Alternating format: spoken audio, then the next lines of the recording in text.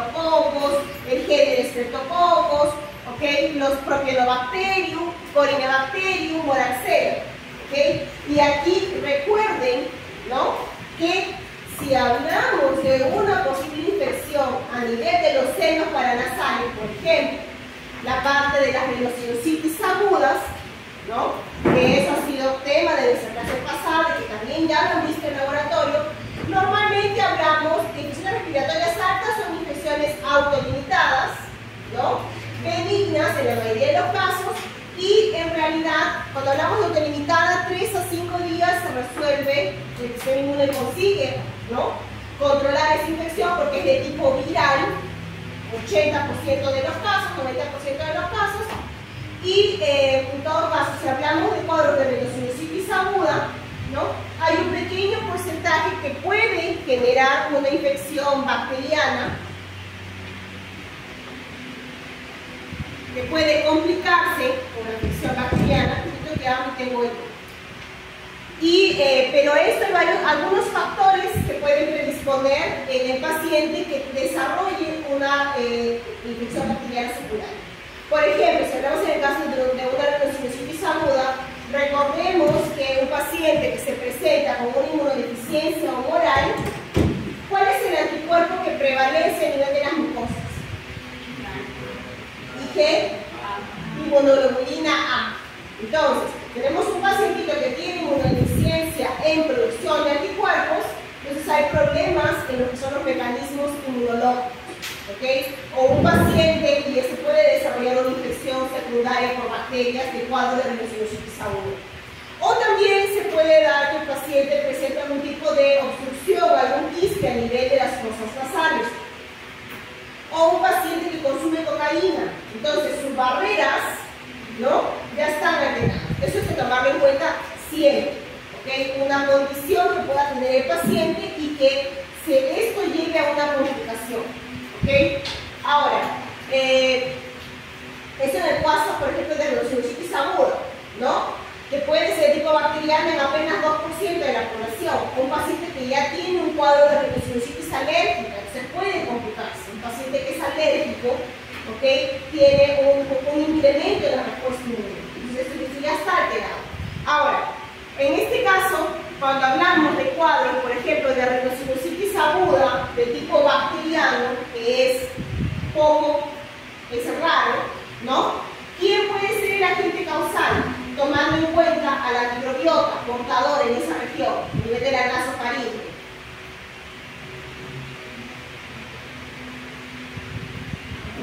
Un neumococo. ¿Ok?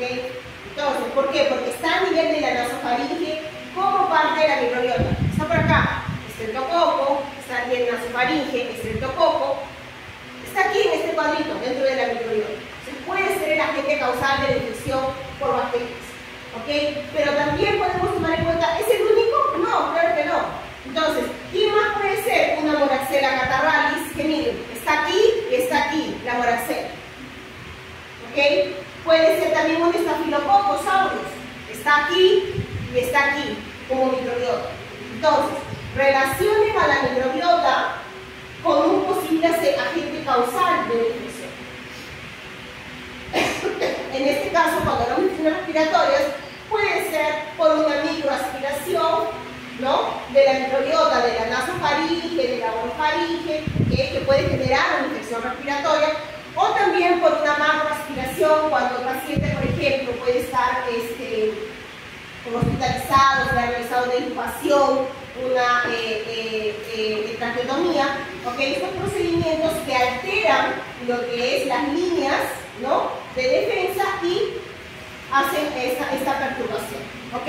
Ahora, tenemos aquí a nivel de la nasofaringe, por ejemplo, Moraxella, Staphylococcus, Haemophilus influenza, forma parte de la microbiota, Streptococcus, Corynebacterium. Y eso ya también lo han visto en el laboratorio y lo mencionamos la clase pasada, ¿cierto? Cuando hablamos de cuadros, si vamos bajando aquí en la parte anatómica, que ya lo hemos visto, ¿no?, cuáles son los agentes causales. Pueden ser por lo que estoy mencionando, microaspiración, inhalación de agente externo, ¿ok? ¿ok? Una dispersión directa. Hay varios factores que van a predisponer: temperatura, alteración a nivel de las barreras, mecanismos de respuesta inmune, pH, oxigenación, nutrientes que encuentre el microorganismo, y recordar siempre nuestros mecanismos de defensa a nivel del aparato respiratorio, ¿ok? Barreras y mecanismos de defensa como por ejemplo la tos, la broncoconstricción, el epitelio, el tipo de epitelios ciliados, el estratificado, que son todos los mecanismos de defensa. Y cuando hay una alteración puede generarse una infección. Aquí lo que quiero que recuerden, que ya lo hemos visto también, es que hay una relación a nivel de los mecanismos de respuesta que se tiene a nivel del aparato gastrointestinal con el aparato respiratorio. ¿Okay? No es un tema nuevo, ya lo hemos visto antes, inclusive lo han expuesto en seminarios.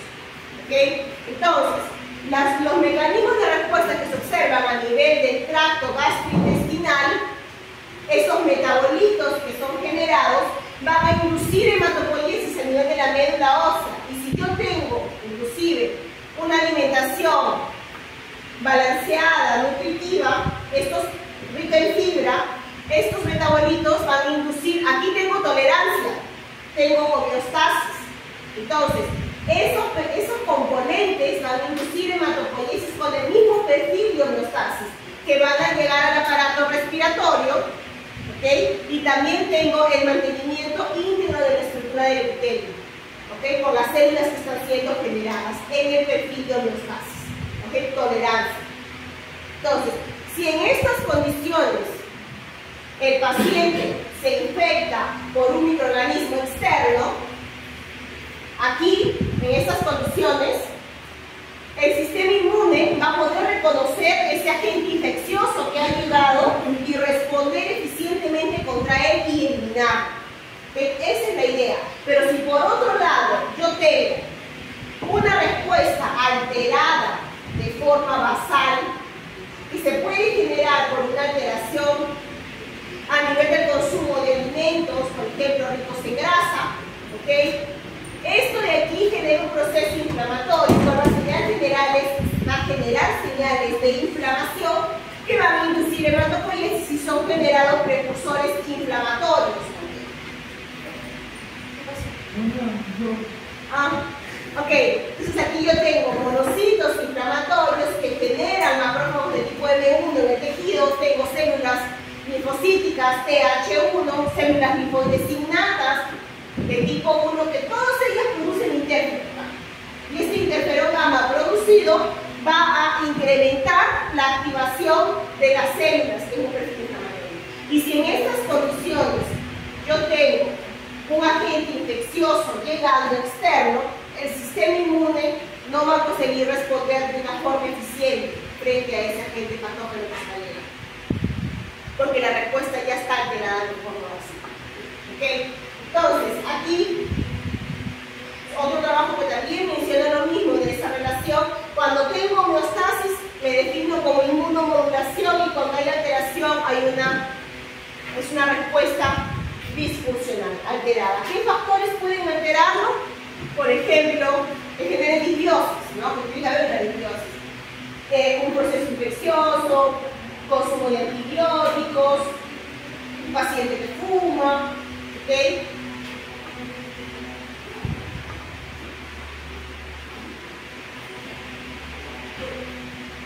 Ok, chicos, ya habíamos mencionado que justo esto de infecciones respiratorias altas, infecciones autolimitadas, estacionales, motivo de ausencia en los colegios, ausencia en el trabajo, ¿no? La mayoría de los casos benignos. ¿Okay? ¿Qué es lo que ustedes tratan con sus pacientes de tipo viral? La sintomatología, ¿no? Y aquí me refiero, por ejemplo, al cuadro de resfrío común, ¿no? Entonces, solamente se prescribe para los síntomas, ¿no? Entonces, aquí recordar que tenemos casos de neumonía que son la principal causa de muerte en niños y niñas, y nuestro país, hablamos que es un país endémico para tuberculosis. ¿Okay? Y hay resistencia a antibióticos, multidrogoresistencia y extremada resistencia. ¿Okay? Bien, esto ya lo hemos visto antes también. Hablamos de los principales agentes infecciosos a nivel del aparato respiratorio en altos, ¿no? Mencionamos aquí a nivel de las fosas nasales,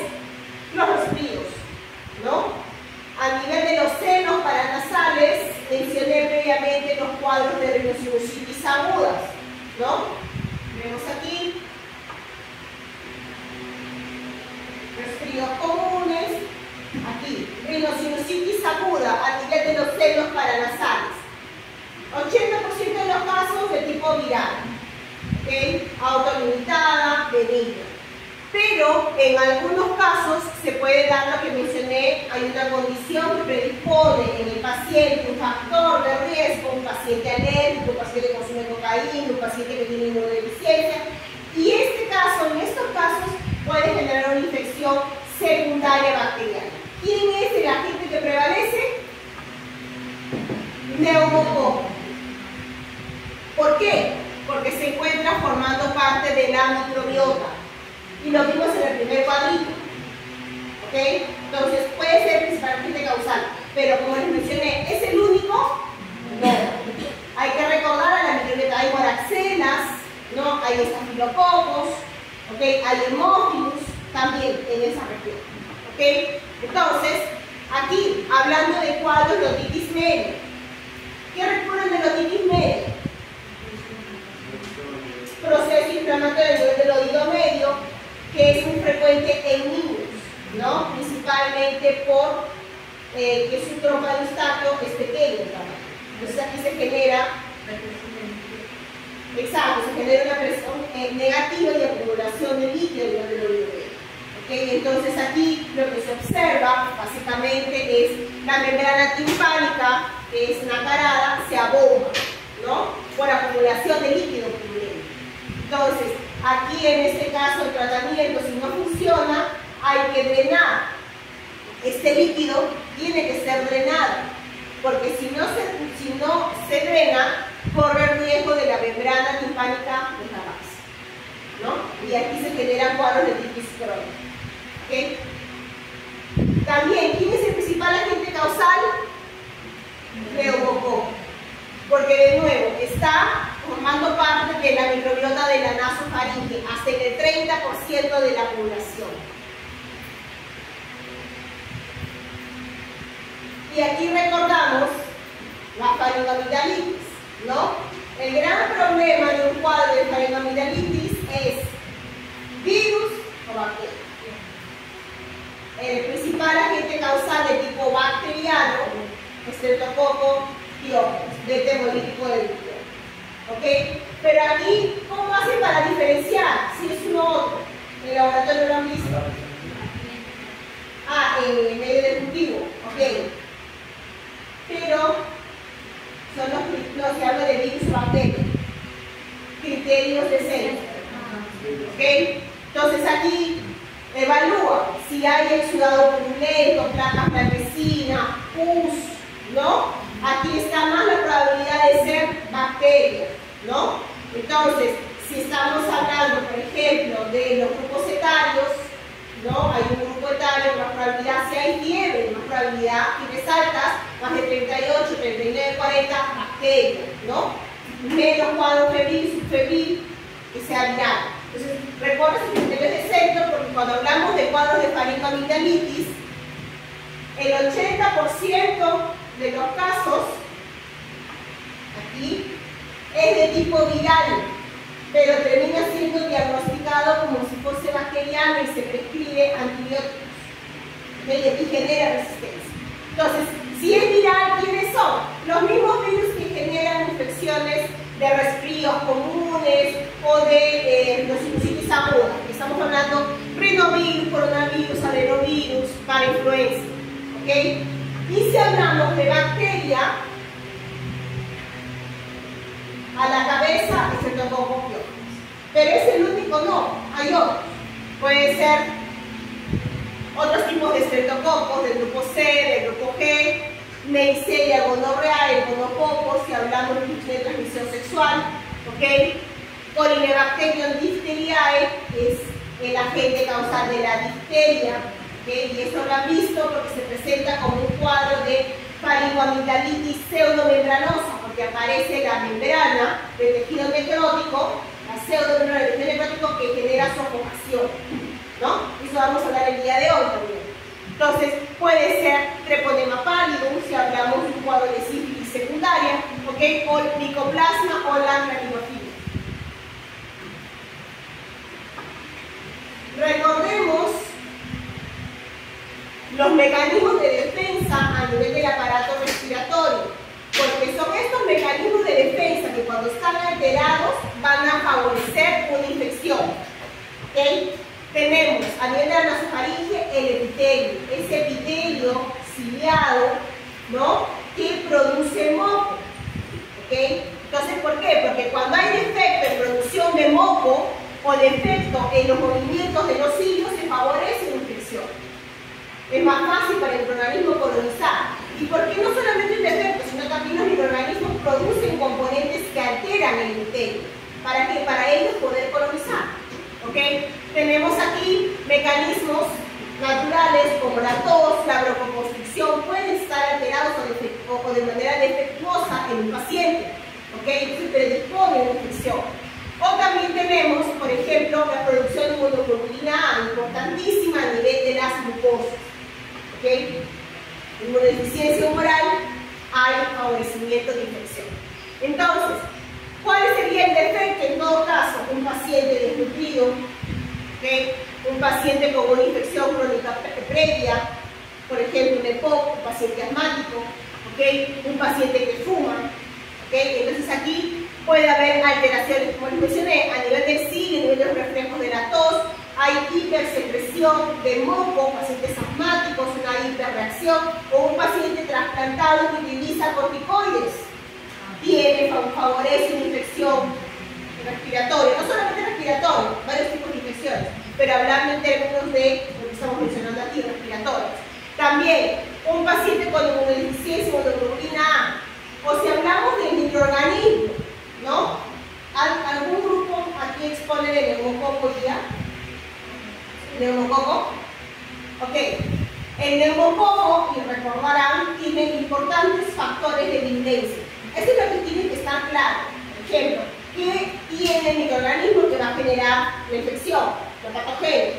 ¿Okay? En el caso del neumococo, presenta uno de sus tantos factores de virulencia, que tiene la cápsula de polisacárido, la proteína PCPA, la PCA, tiene su neumolicina que destruye hemácias, ¿okay? Tiene también lo que es aquí, lo que yo quería llevar, las proteasas para inmunoglobulina A de subtipo 1.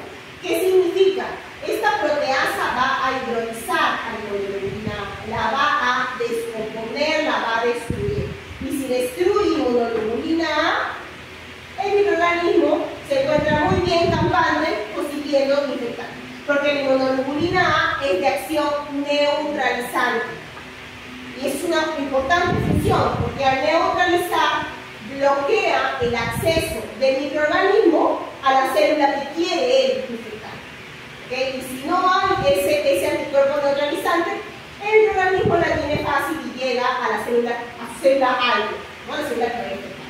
¿Okay? Entonces, hay microorganismos que tienen estos componentes, parte de sus factores de virulencia, ¿okay?, para favorecer su patogenia, su mecanismo de infección. No es el único. Si hablamos de estreptococo neumonía que produce estas proteasas, para inmunoglobulina A, también lo produce la Neisseria meningitidis, el agente causal de la meningitis, el meningococo, ¿no? Tenemos aquí otro, el Haemophilus influenza. Entonces, estas bacterias tienen ese tipo de componentes enzimáticos que destruyen inmunoglobulina A. ¿Okay? La cápsula del neumococo no inhibe esa fagocitosis de los ¿Cómo? o es diferente, o otro lo tiene que dar a favoritar el neumococo. ¿Solamente en la cápsula? No, macrófagos también. Pero en el caso de la cápsula de polisacárido inhibe fagocitosis en general, porque no permite que haya opsonización. Reconocimiento. Células fagocíticas son neutrófilos y macrófagos. ¿Okay? No es célula B fagocítica.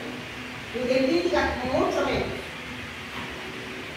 Ok, aquí el resumen de cuáles son los mecanismos en paralelo que se van dando. Primera línea, ¿no?, todo lo que son las barreras, péptidos, antimicrobianos, microbiota. Segunda línea, proceso inflamatorio, dado por la respuesta inmunolata, ¿okay? Los reconocimientos por PRR y los mecanismos de cada una de las células, y en la tercera línea linfocitos B y linfocitos T. ¿Okay? Ojo, si me van a hablar de que se ha activado en la célula B, no me pueden decir que estoy hablando de una respuesta inmune innata en la cual la célula B se activa. Eso es cero, porque se acaban de contradecir. O es innata o es célula B, porque célula B es adaptativa. ¿Okay? Entonces, son puntos que tienen que estar claros. Y si hablo de activación por polisacáridos que activa célula B, ¿es innata o es adaptativa? Adaptativa. Ahí no hay nada de innato. ¿Okay? Aquí estamos viendo, por ejemplo, el epitelio ciliado. ¿Okay?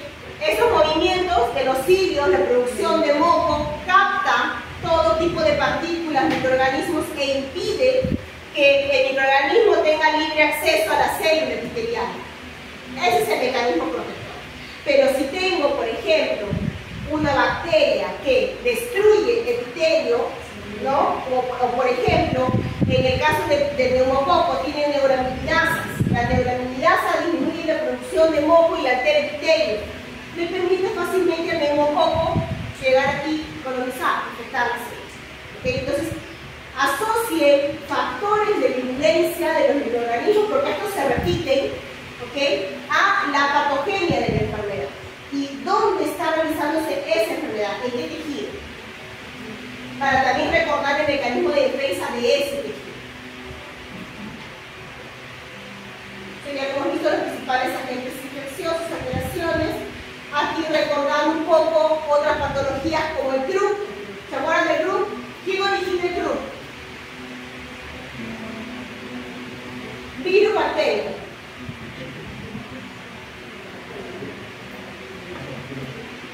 Virus.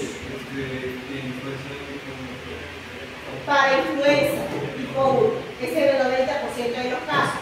Pero no es el único. Puede ser influenza de tipo 2, ¿no? O para influenza de tipo 2 o influenza A y B. ¿Okay? Pero es de tipo viral. ¿A quién les da? Principalmente a lactantes, niños pequeños, ¿no? Desde los 3 meses, no, 2 años. 2 meses o 3 años. 2 meses a 3 años. ¿Okay? En el caso, esto es, ¿qué hay aquí? Inflamación de las cuerdas vocales. Se inicia, estamos hablando de una infección respiratoria alta que puede iniciar con coriza, rinorrea, fiebre, ¿okay? Pero después se va complicando y se aparecen en el grupo que lo caracteriza. La torperruna, exacto. Y también un chillido inspiratorio, el niño tiene problemas, ¿no? Al momento que inspira, ¿no? Esa dificultad en la respiración. ¿Por qué? Porque hay inflamación a nivel de las cuerdas vocales que impide el ingreso del aire. ¿Okay? Ahora, no vamos a confundir con la epiglotitis. ¿Qué sucede en la patología de epiglotitis? Es la inflamación de la glotis, su nombre lo está diciendo, ¿no es cierto? Y aquí, ¿quién es el agente causal? Hay vacuna para eso. Cuadro de epiglotitis. Es una bacteria que puede estar formando parte de la microbiota.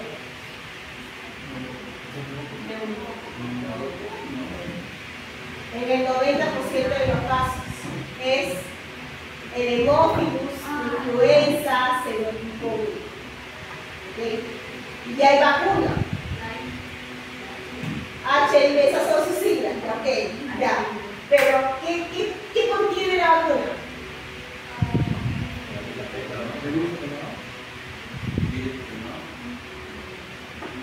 A ver, le pongo participación, aquí me dice, sin mirar nada, ¿qué tiene la vacuna para el hemófilus influenza serotipo B? Que está en nuestro esquema de vacunación.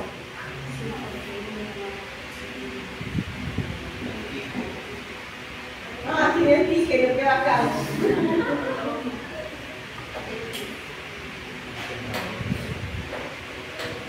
Nada, ok, pasó.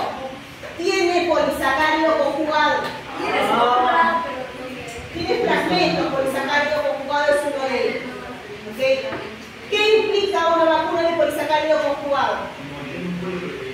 ¿Ah? Memoria. Tiene memoria, ¿por qué? Genera memoria. No tiene, la vacuna no tiene memoria, la vacuna genera memoria. ¿Por qué? ¿Estimula qué?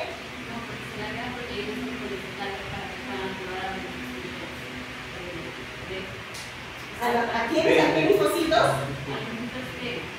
los linfocitos.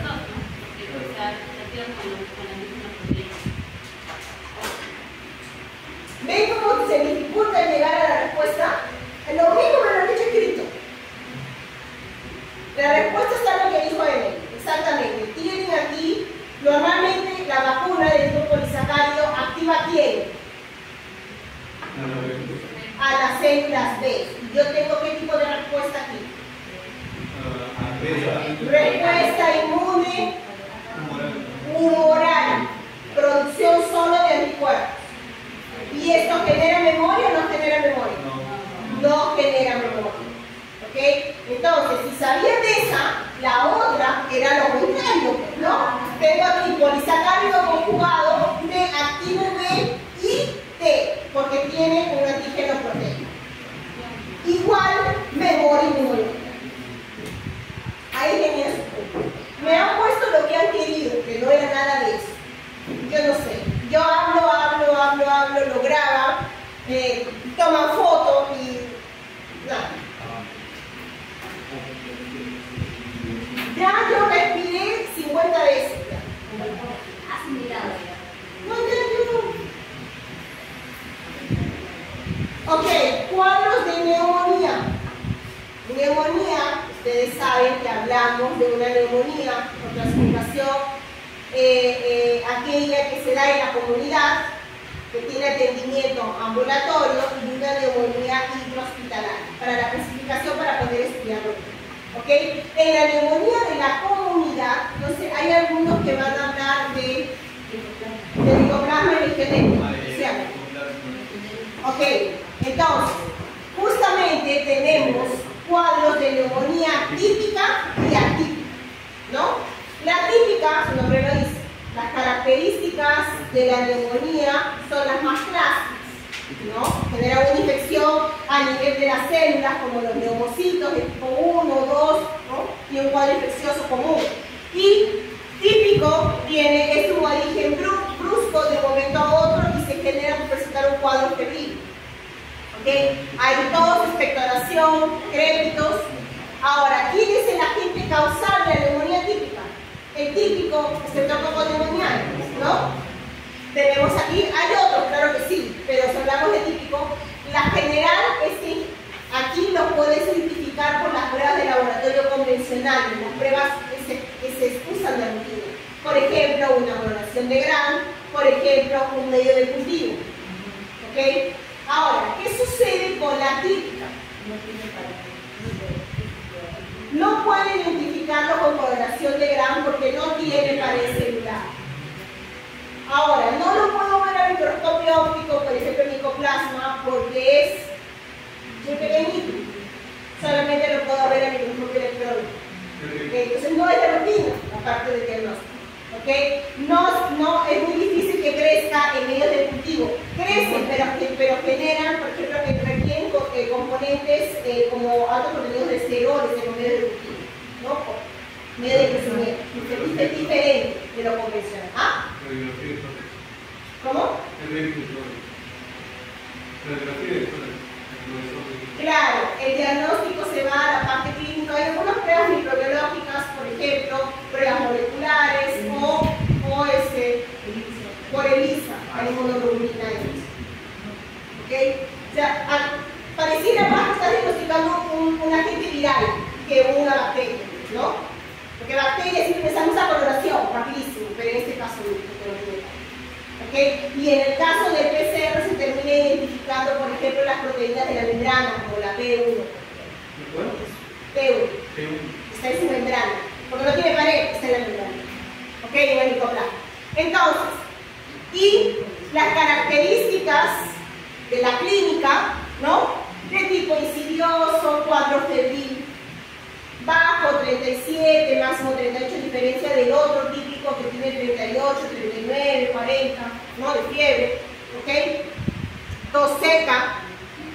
Ahora, aquí en este cuadrito ya lo habíamos visto, vamos a ver los tipos de neumonía por grupos etarios, qué agentes infecciosos suelen ser más comunes en estos grupos etarios, bacterias, virus, pensando en infantes, lactantes, ¿no? Neonatos, niños o adultos. ¿Okay? Ya hemos visto en seminarios pasados, por ejemplo, que cuando hablamos de una neumonía de tipo viral, se piensa en los niños, ¿no? Los neonatos, niños pequeños. Aquí pensamos que prevalece, por ejemplo, el virus respiratorio sincitial. ¿Okay? Lo que es diferente un cuadro de neumonía en un adulto joven y en un adulto mayor, el agente infeccioso. ¿Okay? Tenemos aquí, ¿no? Otros tipos de virus de influenza, ¿okay? Pero el virus respiratorio sincitial se queda en los niños, ¿no? Niños, infantes, neonatos. ¿Okay? Es importante revisar, y también que hay algunos factores que van a terminar.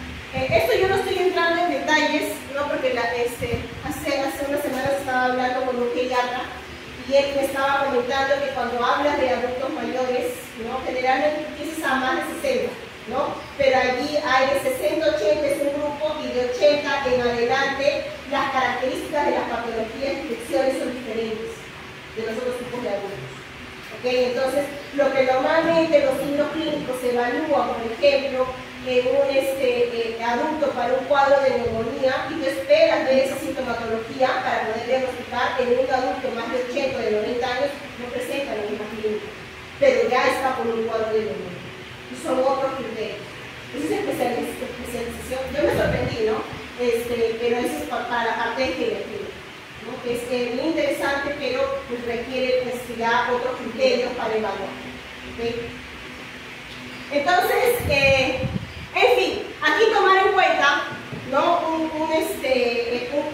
La parte de la predisposición de los cuadros de neumonía cuando hay un factor de precedente en el paciente. Si estamos hablando de un paciente que ingresa con un cuadro de neumonía que tiene, por ejemplo, ¿no?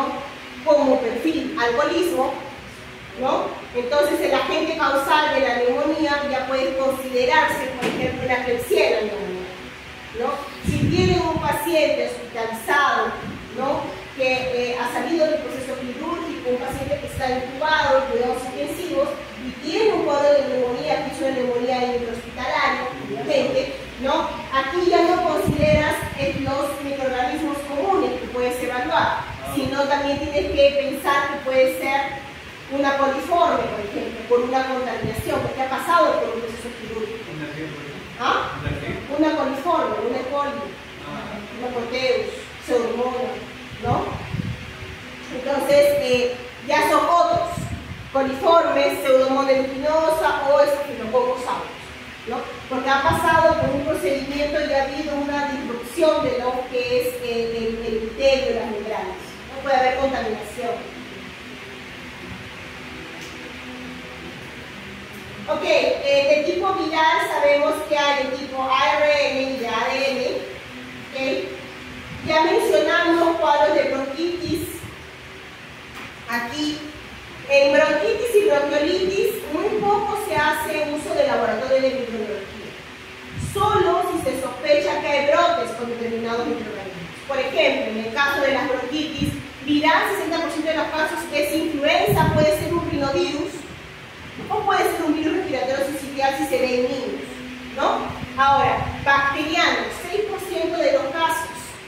Micoplasma, neumonía atípica, un cuadro de bronquitis originado por un microorganismo atípico, ¿no? Y la Bordetella pertussis, que es el agente causal de la tos ferina, ¿no? O la tos convulsiva. Entonces, solamente se solicita pruebas de laboratorio cuando se sospecha que hay brote epidemiológico por influenza, ¿no?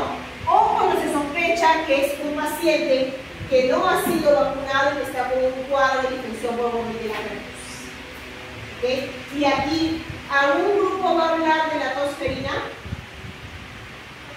Ok, aquí básicamente el diagnóstico se va por el lado de la fase paroxística, que se repiten con una sola inspiración, ¿no? En la fase paroxística. Pero en este caso hablamos de bronquiolitis. Bronquiolitis también, ¿no? Aquí es frecuente en niños y el agente causal que prevalece dentro de los virus respiratorios sinciciales. Pero puede ser otros, ¿no?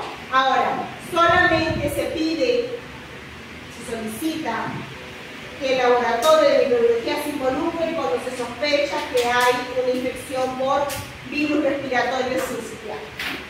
Y se hace aquí pruebas de PCR o ELISA.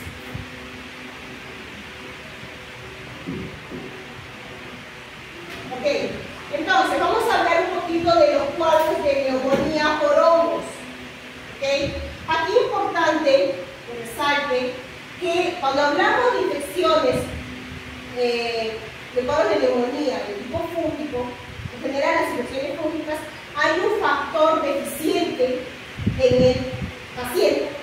Okay. Hay una alteración en su sistema inmunológico que permite, ¿no?, que una infección de carácter oportunista suceda. Okay. Cuando hablamos de infecciones por hongos, pensamos en infecciones oportunistas. Okay. Ahora, aquí por ejemplo está Pneumocystis filovechi, que puede estar de una forma latente, okay, Pneumocystis filovechi, que se encuentra en quién? En pacientes inmunosuprimidos, en lactantes recién nacidos desnutridos también, asociado a desnutrición. ¿Por qué? Porque tienes una disminución del sistema inmune. Pacientes con VIH sin tratamiento, entonces que tienen conteo de CD4 menos de 200, o sea, sin target, sin tratamiento todavía. ¿Okay? Entonces, estos pacientes pueden presentar un cuadro de neumonía por Pneumocystis filovechi. ¿Okay? No sé si ustedes llegaron a hacer seminario de neumocistosis. ¿No? No. Aquí, como hay pocos grupos, hay deficiencia en algunos temas. Ok, lo voy a mencionar. Una de las características de la infección por Pneumocystis filovechi es que, hablando un poco de la historia en el diagnóstico de este microorganismo, ahora se dice que es un hongo, pero hace décadas atrás estaba considerado como un protozoario. ¿Okay? El nombre que tenía era Pneumocystis carinii. De repente por ahí lo deben haber leído. ¿Okay? Pero cuando surgen las pruebas moleculares, ¿no?, le permitió justamente, en base al uso de su material genético, poder observar que tiene ciertas características a nivel de su genoma que tiene más semejanza con un hongo que con un protozoario. ¿Okay? Y uno de ellos es que presenta componentes en su pared celular como la presencia de beta-glucanos. Tiene beta-glucanos. Entonces, pero hoy en día, ¿no?, todavía es un poco difícil el diagnóstico de este tipo de infección. ¿Okay? Es un poco controversial. Pero, ¿qué sucede? Estos cuadros de neumonía estaban restringidos a un pequeño grupo en la población. Ese pequeño grupo se limitaba a pacientes inmunosuprimidos, a pacientes desnutridos o recién nacidos lactantes, ¿no? Era ese pequeño grupo que se encontraba este tipo de infección por este hongo. ¿Okay? Pero en los años 80, cuando comenzaron a surgir los casos de VIH y se encuentra este virus, se le nombra el virus y se reconoce qué es lo que hace su mecanismo, ¿okay?, fue precisamente, o sea, lo que se encontró de extraño es que comenzaron a aumentar los casos de neumocistosis, algo que era raro, estaba solamente en un grupo de la población restringido. Se comenzó a ver en pacientes de todas las edades, de todos los géneros. ¿Okay? Entonces, después fue que se terminó asociando al hecho de que estos pacientes estaban infectados por VIH. Entonces, ahí es que ya comienza a aumentar los casos de neumocistosis, ¿ok?, en pacientes que después se ve que eran VIH positivos y que tenían disminución de células TCD4, y después, cuando se controló la infección por VIH, surgen los tratamientos, las medidas preventivas, los casos de neumocistosis también comienzan a disminuir, porque se controla, ¿no? Porque el problema de fondo era justamente la infección por VIH. que de alguna manera estaban asociados. Ahora, tenemos también aquí, que cuando hablan de historia un poquito, a veces tiene sentido algunas cositas, ¿no? Cryptococcus neoformans. Cryptococcus neoformans, ¿quién es? Uy, de verdad que sí. Para meningitis. Para meningitis. Para toda meningitis. El agente causal de meningitis, ¿no? De tipo FUM, que estamos hablando de un hongo encapsulado, ¿no? Levadura encapsulado, que genera cuadros de meningitis, ¿no? Pero también otros tipos de patologías, porque consigue diseminarse en paciente. En las criptococosis, que voy a ir creo que mejor acá. Aquí. Ok. ¿Dónde está este honguito? Este honguito está en el popó, en las heces de las aves, en las heces de las palomas, ¿no? A las cuales le dan de comer migas. En las heces de las aves, en el guano, ¿no? Las aves guaneras, también está este hongo. ¿Okay? También se encuentra presente, por ejemplo, todo generalmente en este tipo de es externo saprofito, ¿no? Cuando ingresa por vía respiratoria y tiene una infección aguda. Una persona inmunocompetente, con su sistema inmune apto, consigue, ¿no?, controlar este tipo de infección.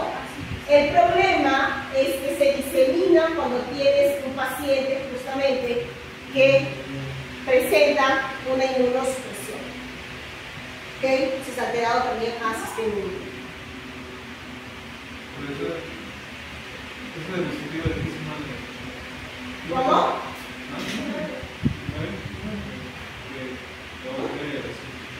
¿Cómo?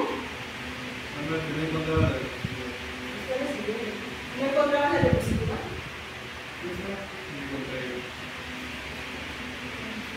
Ok, aquí está la criptococosis, ¿no?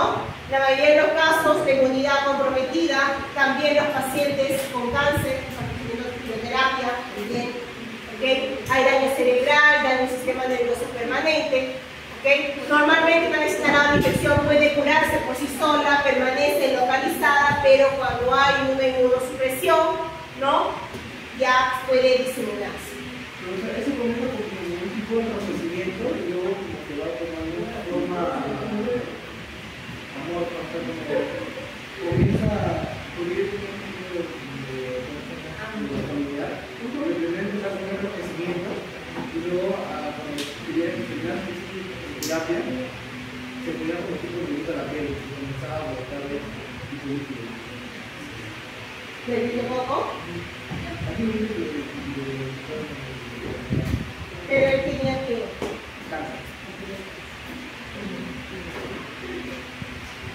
Ok, para el diagnóstico presuntivo de este honguito, ¿qué hacemos? Tintachina. Es un hongo encapsulado. ¿Okay? Entonces, aquí, importante, por ejemplo, si se asocia un cuadro de meningitis, ¿qué tipo de muestra solicitarían al paciente? Líquido cefalorraquídeo, ¿no? Por procedimiento que es una punción lumbar. ¿Okay? El líquido cefalorraquídeo, el líquido se procesa, se hace una sedimentación, sobre el nadante se va para pruebas inmunológicas, ¿no? Y lo que es el sedimento, que son las células, para hacer ese tipo de mediciones. ¿Okay? También se hace cultivo.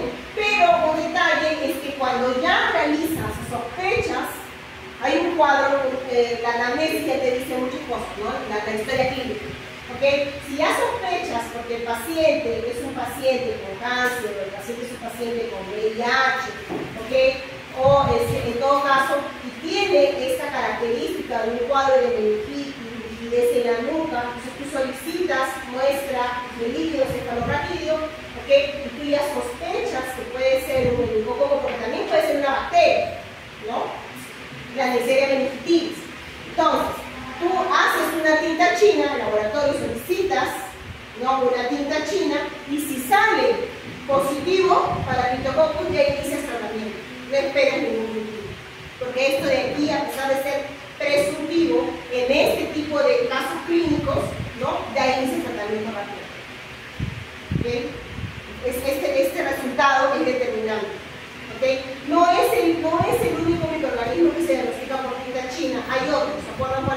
el laboratorio lo han visto.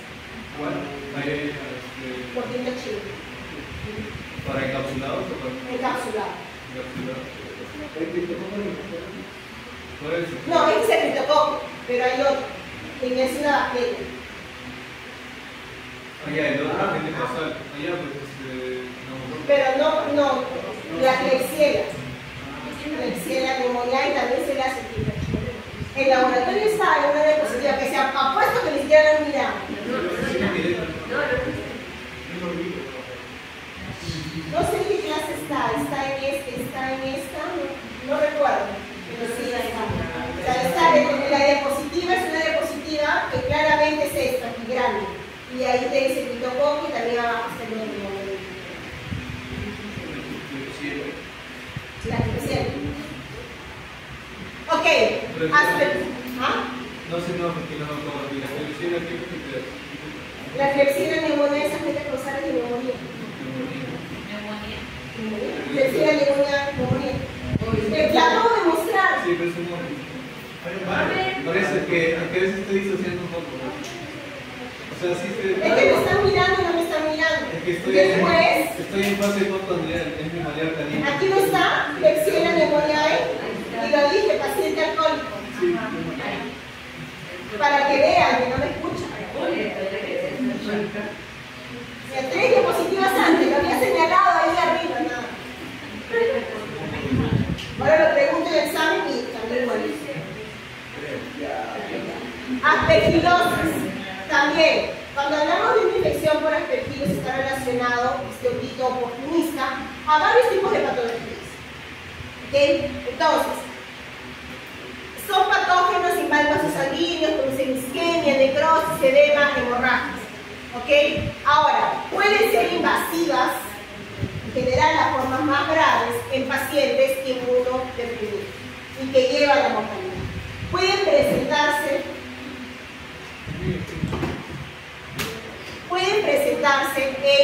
en un cuadro de sinusitis aguda, por uno. Cuadro de meningitis, otitis, endocarditis, miocarditis y también inclusive osteomelitis. Pero obviamente tiene que presentar un factor de paciente, ¿no? Si estamos hablando normalmente los cuadros de osteomelitis son en la mayoría de los casos de tipo bacteriano, ¿no? Y el principal agente causal, les voy adelantando, es el estafilococos aureus. Él está metido en todo, el estafilococos aureus. Entonces, aquí él puede generar cuadros de osteomelitis. Osteomelitis es la infección a nivel del hueso. Normalmente debería ser estéril. ¿Okay? Entonces, pero se puede dar generalmente cuadros de osteomelitis agudas en niños y en adultos. Y el agente causal y la patología cambia. Porque en el niño el hueso está en formación. ¿Okay? Ahora, en el caso de los niños, puede ser por una infección del microorganismo en que está en un órgano y generó una bacteriemia y contaminó el hueso. En el caso del adulto, ya no es así. Tiene que haber como precedente un proceso quirúrgico, un trauma, porque ya viene exposición del hueso y aquí se contaminó dentro del estafilococos aureus. Y el estafilococos aureus se come el hueso, las células formadoras del hueso. ¿Okay? Por tipos de muerte, necrosis, apoptosis. ¿Okay? Entonces, pero también esto puede ser relacionado por una aspergillosis, ¿Okay? Ahora, cuando hablamos de infecciones de tipo respiratorios o aspergilos, uno de los detalles de las aspergilosis, hay varios tipos, agudas, crónicas. Ahora, ¿cómo se le encuentra? Normalmente puede estar asociado de forma oportunista a un paciente que se está recuperando de una tuberculosis. Paciente que se está recuperando de una TBC, a nivel de sus pulmones se quedan lesiones, ¿no? Que son las que se conocen como las cavernas tuberculosas. En estas, allí se genera el aspergilo. ¿Cómo será de oportunista que utiliza la lesión que dejó el Mycobacterium para él alojarse? Aquí está. Este tipo de comentarios, así yo les digo para que se acuerden. ¿No? Si les hablan, el va a decir, el profesor dijo que era tan oportunista que se queda en donde, en la cavidad de la infección de tuberculosis. ¿Y cómo se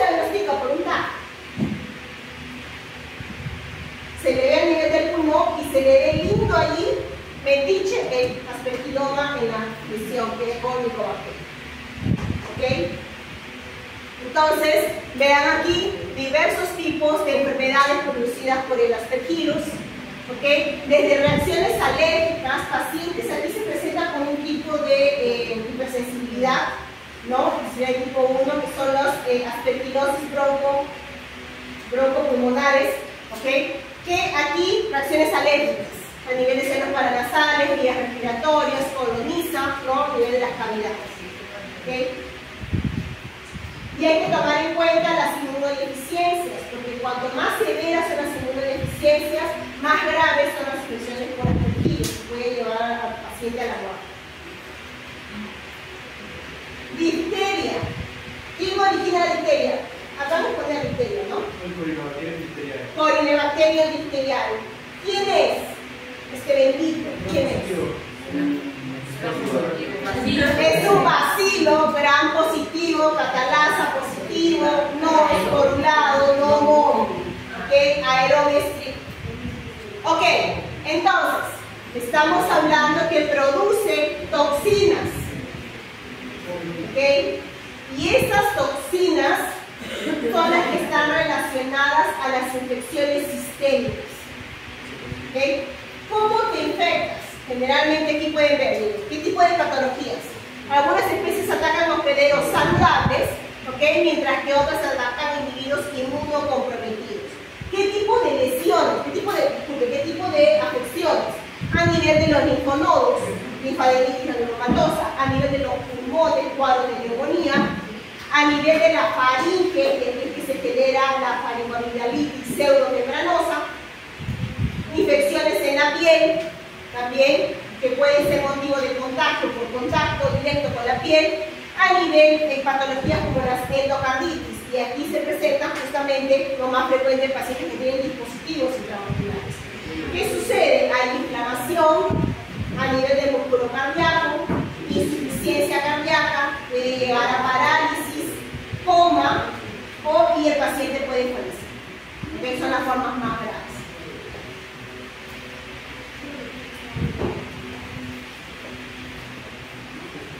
Es una enfermedad de característica aguda, ¿okay? Ahora, aquí es raro porque hay una vacuna.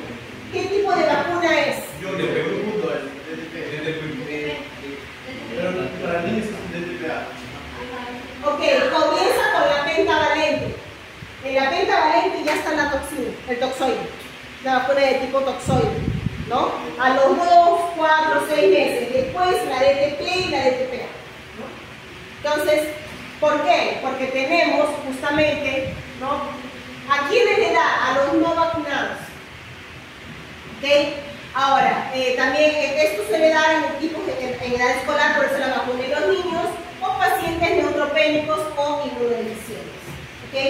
¿Cómo se contrae? Por las vías aéreas, puede ser por heridas infectadas, la vulva conjuntiva y oído medio. ¿Okay? Ahora, una de las características, una vez que ingresa la bacteria, genera justamente la pseudomembrana, tejido necrótico. Para la diseminación, rara vez es la bacteria, es la toxina que produce la bacteria la que disemina, que produce la. ¿Okay? Entonces, tenemos las enfermedades a nivel de la faringe, ¿no? Por de faringitis, aquí se genera la hipoxia que puede llevar a la muerte del paciente por la presencia de la pseudomembrana, la sofocación, ¿okay? Obstrucción, fiebre, linfadenitis, ¡ay! Es desesperante. O las lesiones cutáneas, ¿okay? O las complicaciones sistémicas por las toxinas. Es la típica, justamente lo coloco aquí, el prototipo de la enfermedad toxigénica, porque es la toxina la que genera la patología. ¿Okay? Entonces, aquí justamente se forma esta pseudomembrana de color gris verdosa, ¿no? Que provoca la obstrucción. Hay acumulación de fibrina, tejido necrótico, células muertas, y esto es lo que forma la pseudomembrana. Aquí justamente se ve gris verdoso, ¿no? Tiene varios factores de virulencia esta bacteria.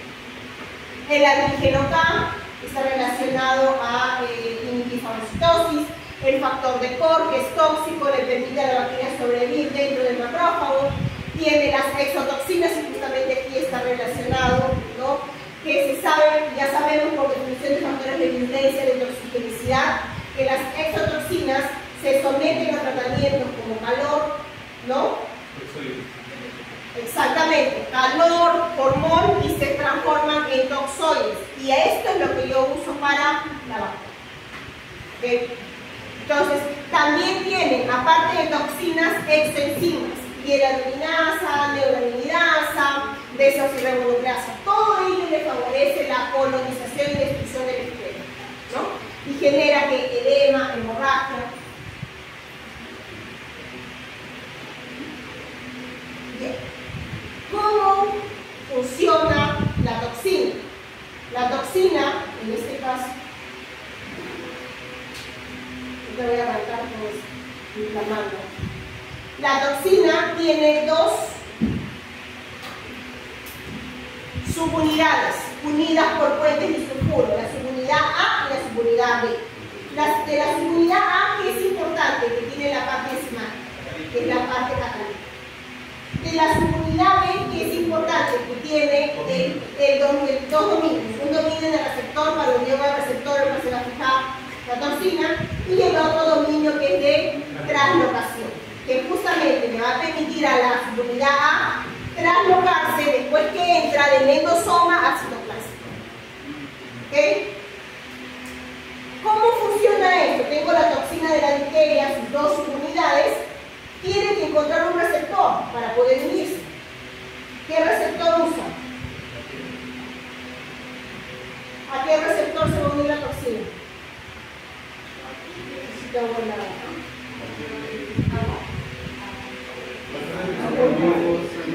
Se une justamente aquí, a este receptor HBEGF, que es el receptor para el factor de crecimiento epidérmico, que se encuentra a nivel de nuestras células. Eso le va a servir como sitio de unión a la toxina.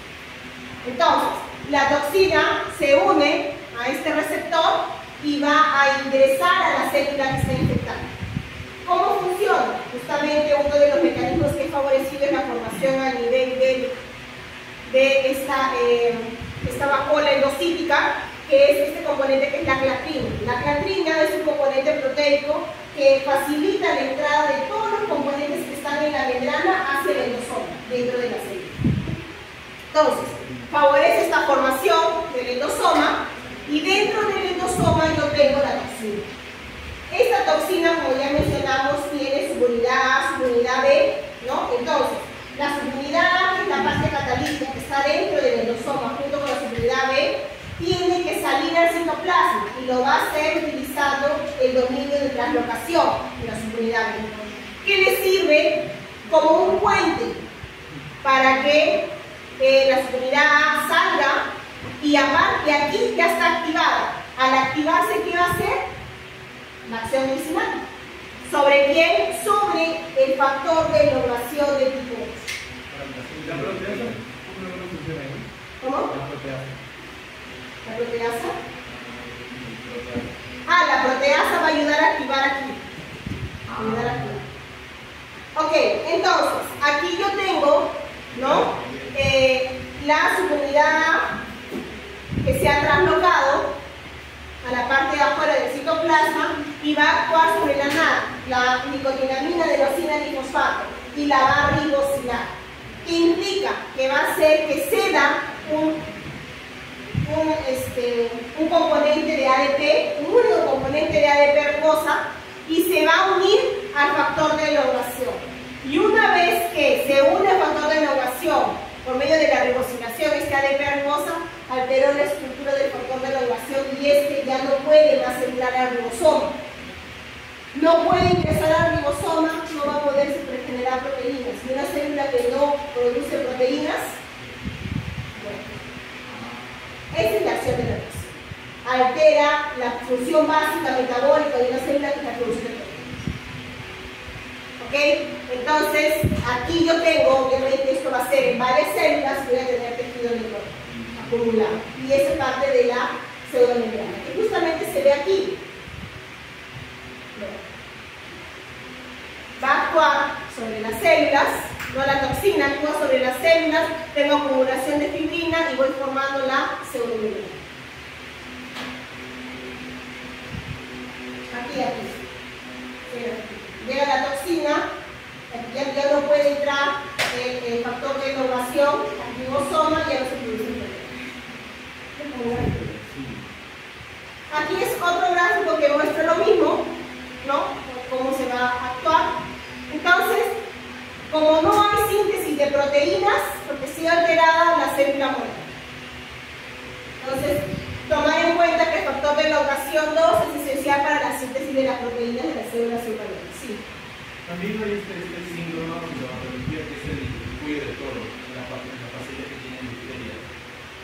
Y justamente el 60% va a presentar una miocarditis que va a generar una patología. O sea, la gente por eso está más grande. Entonces, una preguntita. De acuerdo al cuello de toro, o sea, que aparte de la vacuna hay un tratamiento, cuando ya está en un estado más grave, porque la histeria crónica es cuando ya presenta todos los síntomas, tanto la segunda y el cuello de toro. O sea, creo que es de que por más que le ponga la vacuna y... No, si ya estás con la infección impulsa, la vacuna ya no te sirve. No. Ahí es solamente tratamiento de soporte para ayudar a eso, pero en la mayoría de los casos que lleva a la muerte. Inclusive hace poco hubo un caso en España también, porque era un niño y una niña, no recuerdo bien, que no se había vacunado. Y no sospechaban que era difteria. Entonces cuando realmente lo diagnosticaron, ya estaba internado con todo el tratamiento y todo lo demás, pero no sobrevivió. Muy bien. Por las complicaciones que se dan. Aparte porque los síntomas son como que algo, o sea, no lo que tú puedes dejar pasar o que no se te viene a la mente que pueda dejar algo Sí, y lo que pasa es que cuando la vacuna es obligatoria, entonces si te la da el Estado, de alguna manera se asume, es obligatoria, te la da el Estado, que todos los individuos están inmunizados. Entonces, hace décadas que no se tiene, inclusive en nuestro país, que no se tiene un caso de difteria oriundo, o sea, de aquí. Porque el último caso que hubo fue en el año 2019, creo, pero fue de un niño que se había traído de otro país y que había pasado por la frontera y en su país no había sido inmunizado. Entonces fue el único caso de difteria que se encontró después de 20 años en presentarse un caso en nuestro país. Pero felizmente se controló, se aisló y se supo que no era nuestro, o sea que era de afuera del mundo. Pero no hubo más brotes, no se consiguió controlar. ¿Okay? Obviamente que ahora es difícil que salga de el organismo. ¿Que salga qué? El organismo, o sea, se queda ahí para siempre. No, como toda bacteria es tratada, ¿no? Es una bacteria que es tratable, hay tratamientos. ¿Okay? Pero el problema es cuando ya se terminan las complicaciones, porque tenemos una toxina, que aquí estamos hablando de la parte de lo que es la parte respiratoria, ¿okay? Pero hay otras complicaciones neurológicas. Entonces, de aquí, otros tipos de que se puede ver. La toxina, ¿okay? Puede generar neuropatía tóxica periférica, puede generar miocarditis tóxica y eso lleva a falla a nivel del corazón. O sea, aquí lo enfocamos como es parte de una infección que ingresa por las vías respiratorias como parte de un cuadro respiratorio. Pero como les mencioné, vean aquí esta partecita. La bacteria ingresa y aquí spread, la diseminación. La bacteria raramente se disemina, pero la toxina que produce, ella sí pasa por el torrente sanguíneo. Y es la toxina la que llega a diversos tipos de tejidos, como el corazón, ¿no? Cuadros de miocarditis o también cuadros de neuropatía. Y estas son las complicaciones que llevan al paciente. Pero de que hay tratamiento que es una bacteria, se es tratable. El problema es si ya la toxina está funcionando y ha actuado y genera daño, por ejemplo aquí, el corazón.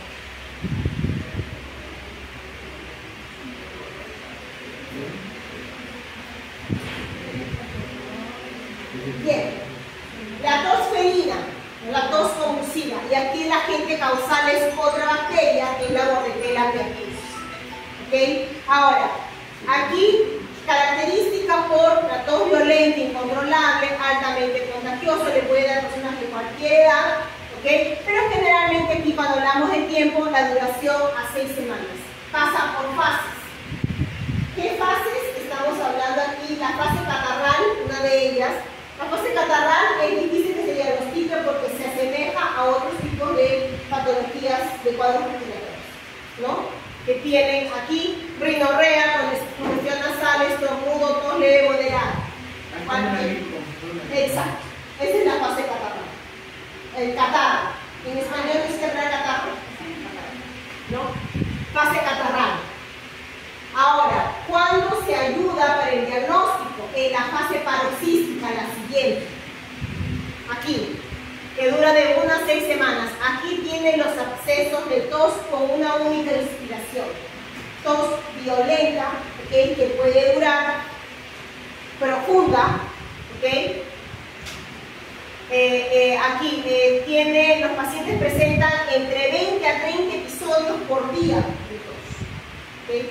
Ahora, en los niños pequeños, menores, lactantes, menores de 3 meses, la intensidad de la tos es menor, pero aquí hay un riesgo mayor de que haya ausencia, suspensión de la respiración, que el lactante muera por hambre.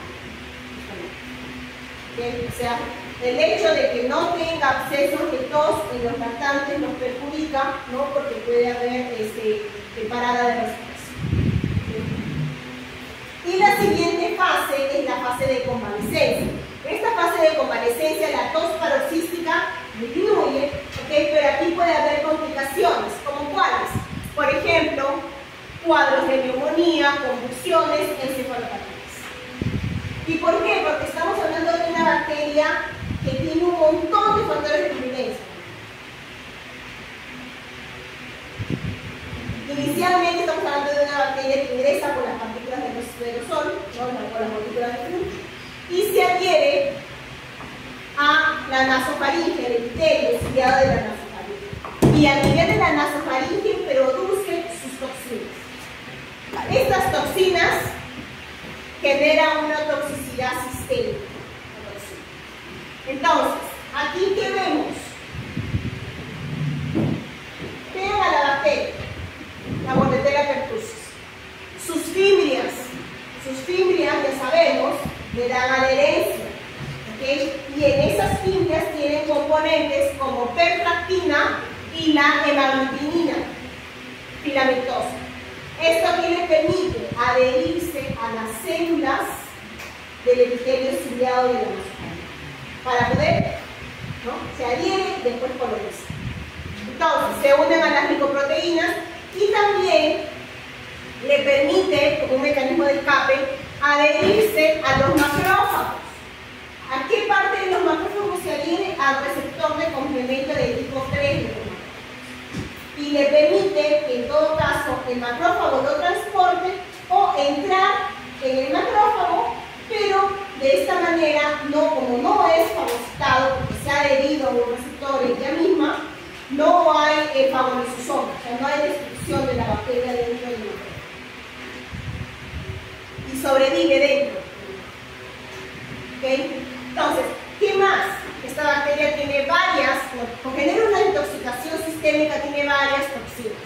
Dentro de las toxinas van a generar daño, lesión, parte de lo que es la patología de la enfermedad. Tenemos la toxina pertussis o la TP o pertusinógeno. ¿Y qué es lo que va a hacer? Está implicada en la lesión que genera leucopenia, que disminuye el reclutamiento de neutrófilos, ¿okay? Origina leucocitosis, ¿no?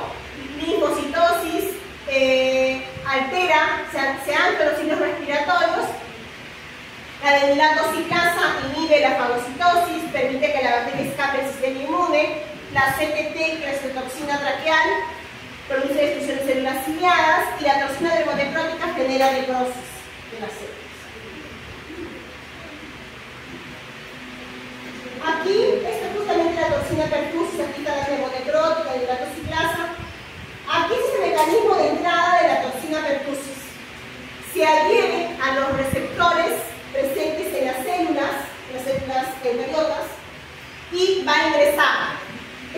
tuberculosis de pertussis también tiene de nuevo subunidad A, subunidad B, como la que mencionamos antes, ¿no? De corinebacterium. Entonces, ingresa y a nivel de retículo endoplasmático se va a activar la toxina. Entonces, la subunidad A va a salir en forma de un exosoma y va a actuar sobre la proteína G que se encuentra en la superficie de la célula y va a alterar la acción del ANP cíclico, actuando aquí en la función metabólica de la célula. ¿Okay? Entonces, eso es básicamente lo que va a suceder. Bien, ¿hasta aquí alguna pregunta antes de pasar a hablar sobre el Mycobacterium?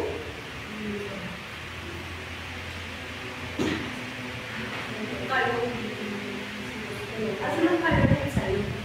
Sí. Creo que dice abrimos la puerta. Abre la puerta. Por favor.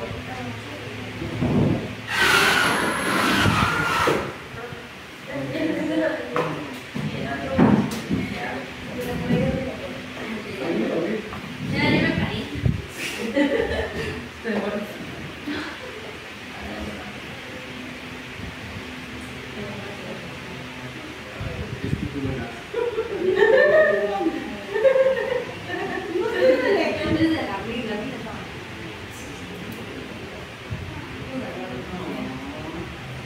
Para que no reniegue, dice. Yo no reniego. Yo no reniego. Están comprando su no.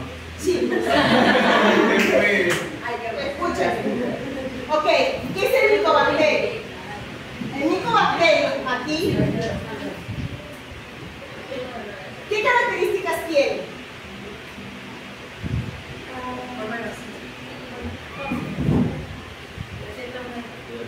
Es inmóvil. ¿Ah? es una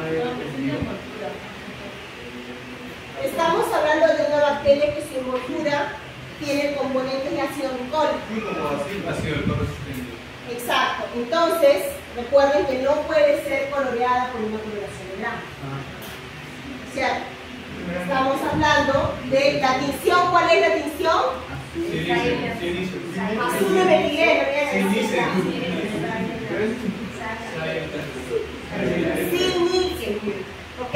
Entonces, estamos hablando de una bacteria de tipo inmóvil, no forma espora, una bacteria que sobrevive en temperaturas, ¿no? Es aerobio estricto y temperaturas altas de 35 a 37 grados. ¿Y es capsulado, profesor? ¿Ah? ¿Es capsulado? ¿Cómo es la infección?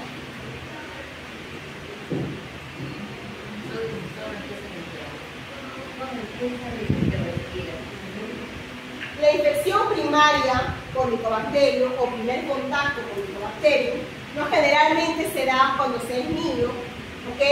Aquí hay el tipo de respuesta que se puede generar. Por un lado, puede ser que sea eliminado totalmente este Mycobacterium, o puede ser que se genere el estado de latencia, que es un mecanismo de respuesta inmune. Eso se da en el 90% de los casos. O se elimina totalmente la bacteria o esta se queda en estado de latencia. Y ahí tenemos una tuberculosis latente. ¿Okay? Pero ese es el 90% de los casos. El 10% restante que se encuentran pacientes con VIH, pacientes desnutridos, estos pacientes pueden generar lo que se conoce como la tuberculosis primaria progresiva. ¿Okay? Y en esta tuberculosis progresiva hay diseminación. Esta diseminación se puede dar por una bacteriemia, ingresando a la sangre la bacteria, ¿okay?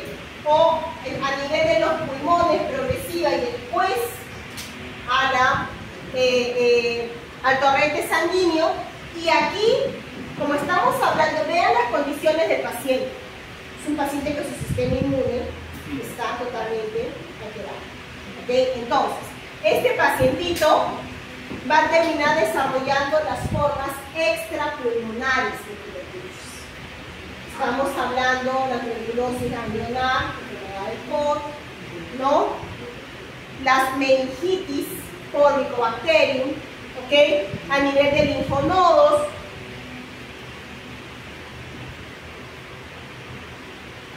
Vaso, glándulas renales y algunas infecciones a nivel del hueso. ¿Okay? Son infecciones poco comunes que se dan en esas condiciones, en el 10% de los casos. ¿Okay? En el 90% de los casos, como les mencioné, o se genera una tuberculosis latente o se elimina totalmente en primer contacto. ¿Okay? Entonces, y ahora, tenemos una infección secundaria. Una infección secundaria puede darse por una reinfección o por una nueva infección. ¿Okay? En este caso, si hablamos de una reinfección, estamos hablando de que esta tuberculosis latente se activa por un factor que puede tener el paciente. De repente se generó una infección latente cuando era niño, joven, era saludable, y cuando es adulto, ¿no? Lamentablemente desarrolla una diabetes. Puede activarse su tuberculosis latente. O el paciente cuando es adulto se infecta con VIH, se activa su tuberculosis latente. ¿Ok? Entonces, esa es por una reinfección. O una nueva infección, se puede de nuevo, se curó, pero se infecta de nuevo. ¿Ok?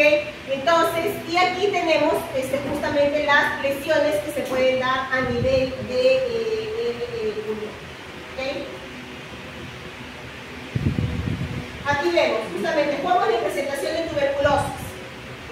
Tuberculosis pulmonar, pleuropulmonar, tuberculosis extrapulmonares, el 21% puede ser pleural, ganglionar, de las articulaciones, los huesos, el mal de Koch o a nivel de los genitales. ¿Okay? Ahora, mi pregunta. ¿Por qué somos endémicos para tuberculosis si tenemos la vacuna que se aplica en los recién nacidos? ¿Por qué? ¿Cómo? ¿Por qué? Con las zonas endometriales. Porque no se vacuna. No se vacuna, eso es obligado. La vacuna no es para la porque la vacuna de BCG previene las formas extrapulmonares, las formas más severas, que son más comunes en los niños, como infección primaria que acabamos de ver. ¿Okay? Ahora, las formas pulmonares, la vacuna de BCG no te previene. ¿Ok? Y eso que se le quede para su libro, porque de repente se les toma en el examen de laboratorio. Profesora, y por el examen diría, ¿qué podría venir? Todas. Todo. El ciclo entero de la bacteria, de la Bordetella pertussis. Sí. Mira, no Esos son los exámenes, ¿no? me hagas recordar del examen porque a mí me va a dar algo. Ya me estoy, era mejor haberle dado al inicio para que la cólera sea de ustedes y alguien me libraba. Ahora yo todavía sigo con la cólera hasta que se entreguen los exámenes y les paso a ustedes la cólera. Ahorita son 4, ¿qué hora van a iniciar la seminario? Porque son como 5 seminarios. Son 3 seminarios, ¿no? Porque la semana pasada Mateo no. Sí, pues todavía no perjudica. Deberías poner primero, pero usted no ha ganado al final. Deberías poner ¡Ah, primero. gracias! Ah. Él Debería debería darle de esta. Mira, no me digas nada. Ok, aquí, ¿qué es lo que quiero que quede claro? Que hay, cuando se infecta uno por Mycobacterium, hay diversos tipos de respuestas. ¿Ok? Miren, aquí en este cuadrito, más claro, como el agua no puede estar, ingresa la infección y puede ser eliminada. ¿Cómo puede ser eliminada? Por la respuesta inmunitata o la adaptativa. Y aquí yo tengo la eliminación total de la infección por Mycobacterium. Entonces, en las pruebas de laboratorio, para diagnóstico tengo aquí tuberculina, la de... esta es la de interferón. Tengo aquí cultivo, tengo muestra de esputo, aquí tengo si es infeccioso, quiere decir si es contagioso, y aquí yo tengo si hay sintomatología, y aquí yo tengo si es necesario tratamiento. En estas dos primeras, nada, ¿ok? Porque no hay problema. En esta de aquí ya comienza la tuberculosis latente. La tuberculosis latente fue controlada la diseminación, pero el microorganismo está allí, está en el granuloma, ¿ok? Entonces, tengo aquí en las primeras pruebas de tuberculina y de los interferones, positivo va a salir. Negativo va a salir para cultivo y muestra de esputo. ¿Por qué? Porque como está latente, no va a ser eliminado por el agua, por las partículas. Está contenido a nivel de granuloma. Entonces, ¿qué significa? Que no es contagioso. No es contagioso. ¿Ok? Pero, ¿qué se recomienda? ¿Se recomendará tratamiento en un paciente que tiene TB latente?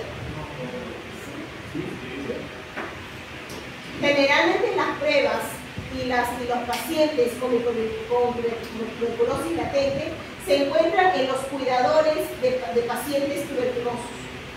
Un paciente que tiene tuberculosis activa, él puede diseminar. Él está de forma activa, está contagiado. Entonces, los familiares, los cuidadores, el personal que esté en contacto con él, pueden estar desarrollando una tuberculosis latente, porque esas personas alrededor de él, probablemente su sistema inmune está bien. Entonces, ellos han contenido a la bacteria y han formado granuloma. ¿Ok? Entonces, justamente en ellos es que es importante el diagnóstico, porque no tienen clínica, o sea, no tienen la sintomatología. Pero, al presentar aquí la parte de la latencia, el tratamiento preventivo es importante. ¿Por qué? Porque no se sabe si esta persona que es latente, en algún momento, lo que está explicando, en algún momento de su vida puede desarrollar alguna comorbilidad. Y esa comorbilidad será un factor de riesgo para que se active la tuberculosis. Y ahí sí requiera tratamientos más fuertes. ¿Ok?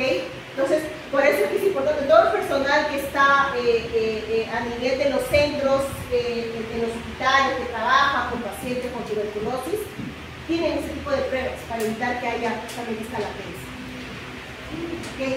Ahora, la subclínica se refiere justamente a este paciente que estaba en latente, pero que de alguna manera se van liberando algunos vacíos. Y aquí en algunos casos puede ser contagioso cuando comienza a liberar, en otros no es esporádico, pero ya hay una predisposición. Y puede llegar aquí a la activa. Aquí en la activa sí tiene la clínica y comienza a diseminar cada vez que habla. ¿Ok? Altamente activa en la sintomatología. ¿Ok? Aquí en este cuadrito, que no se ve muy bien, hay algunos factores de riesgo para que se puedan enfermar. Y aquí está justamente pacientes con VIH, pacientes trasplantados, pacientes con diabetes, niños pequeños, personas que son inmunodeficientes. O sea, hay un factor de riesgo. ¿Qué más? Aquí está justamente la formación del granuloma, ¿no? Ingresa en la latente es cuando se va a formar el granuloma. No se consiguió eliminar la bacteria, pero se contuvo. Y aquí se formó la acumulación de células, ¿no? De todos los tipos, el tejido crónico, los bacilos, células epiteliales, células B, células T, si se contiene. En la activa, este granuloma, vean aquí, el granuloma que estaba bien en la latente, se va a romper de alguna manera, ¿no? Y va a comenzar la diseminación de la bacteria. Y aquí está toda la sintomatología. Generalmente, cuando se activa, aquí se puede desarrollar formas graves, las progresivas. Ahora, ¿cómo actúa el sistema inmune? Y ahorita termino aquí para ver el examen. La tuberculosis pulmonar, vean, el Mycobacterium tiene componentes su ácido micólico y también tiene componentes en su ácido micólico recubiertos por manosa. Entonces, ¿cómo va a ser reconocido por los macrófagos? Los macrófagos tienen receptores para manosa. Entonces, lo reconoce y el Mycobacterium ingresa. Pero uno de los factores de ingreso del Mycobacterium es que termina haciendo deficiente la formación de fagolisosoma a nivel del macrófago, de tal manera que él consigue proliferar dentro del macrófago. ¿Okay? ¿Cómo se soluciona esto? activación de células T. Tengo aquí, el macrófago alveolar va a presentar el antígeno, se va a hacer de APC, para una célula T naive. Y aquí tenemos producción de interleucina 12. Entonces, ¿qué se va a generar? TH1. ¿La TH1 qué hace? ¿Qué produce? Listo. La TH1, ¿qué produce? ¿Ah? Interferón gamma. El interferón gamma, ¿a quién activa? Al macrófago.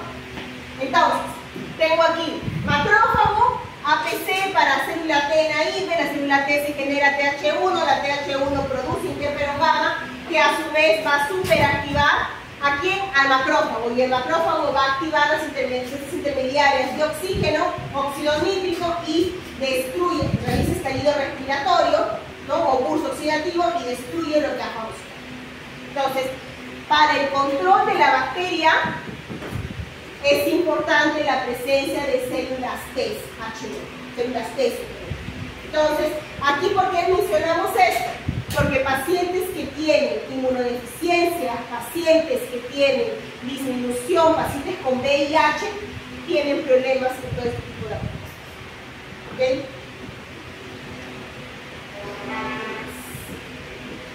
Que es el granuloma, ¿no? Aquí en corte histológico, aquí en el tejido en sí, y aquí el grafo del granuloma. Aquí tengo los bacilos, tejido necrótico adentro, células epiteloides, dendríticas, neutrófilos, macrófagos, células T, células B, y se selló el granuloma.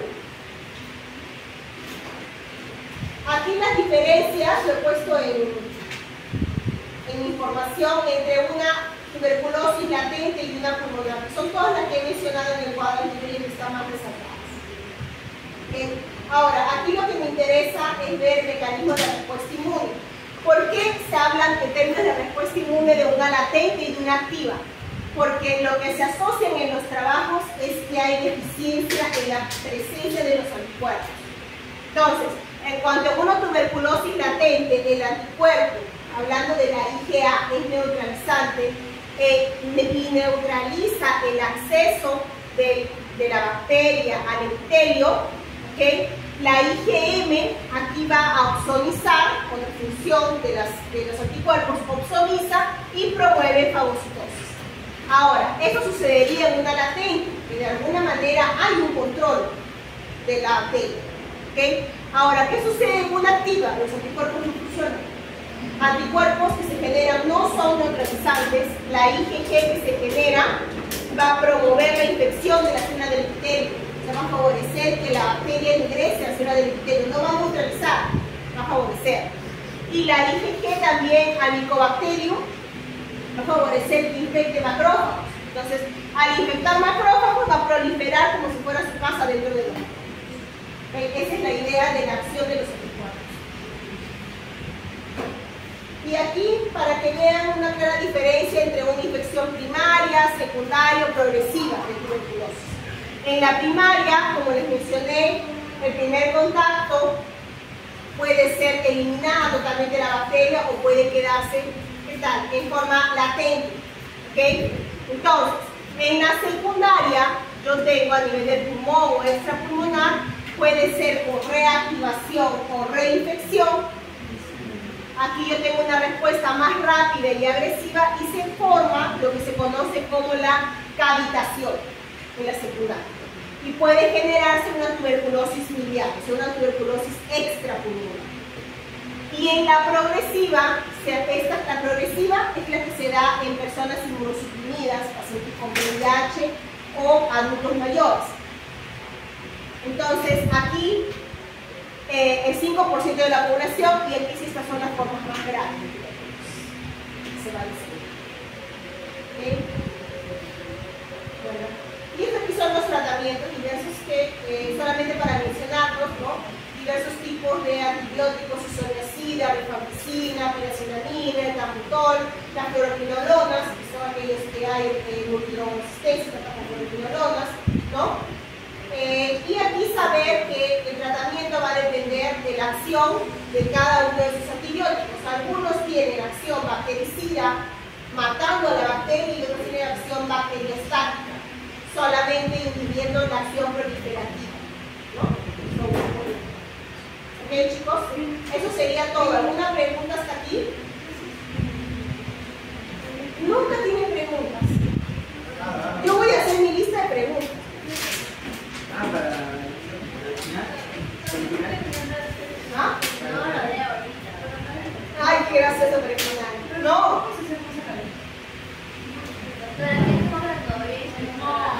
¿Qué? Primero respondemos primero. Oye, claro, eso